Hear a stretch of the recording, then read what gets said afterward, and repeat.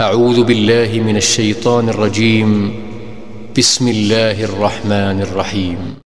قل يا عبادي الذين أسرفوا على أنفسهم لا تقنطوا من رحمة الله إن الله يغفر الذنوب جميعا إنه هو الغفور الرحيم وأنيبوا إلى ربكم وأسلموا له من قبل أن يأتيكم العذاب ثم لا تنصرون واتبعوا أحسن ما أنزل إليكم من ربكم من قبل أن يأتيكم العذاب بغتة وأنتم لا تشعرون أن تقول نفس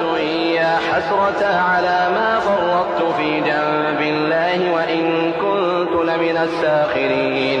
أو تقول لو أن الله هداني لكنت من المتقين أو تقول حين ترى العذاب لو أن لي كرة فأكون من المحسنين